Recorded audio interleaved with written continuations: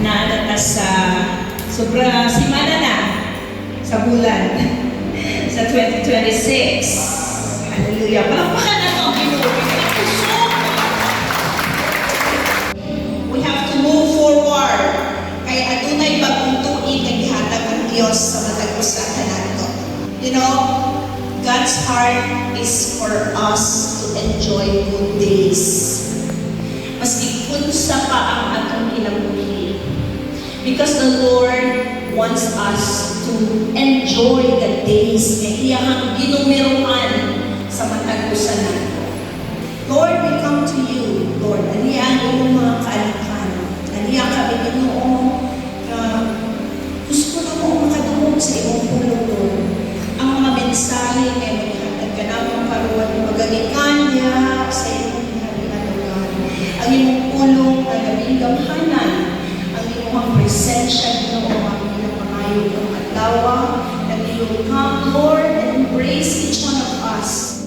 Natas kalimutan, pero maglakaw ta sa espirituanon ng mga butang na pamaagi, anuman, anak man ta sa Diyos. We're walking in the Spirit, living with God. So, mo na atong spiritual growth nag-increase, dili ga-decrease. Kay basi, lami-lami, hallelujah! Kung na-ay blessing, tuway blessing, hallelujah! Sa atong mga kalag, sa atong kasing-kasing, atong nakuna, unsa magiging ay ang atong tungtan. Unsay basihan para mahimong healthy ang munahuna sa usa ka Kristiyaano.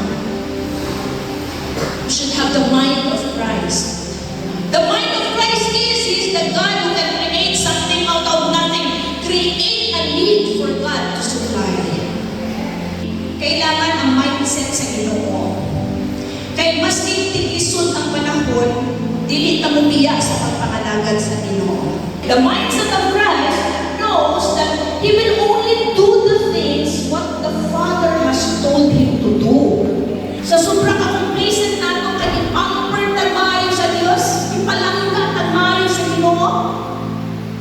When was the last time you said Father? When was the last time you asked the Lord Father? When was the last time?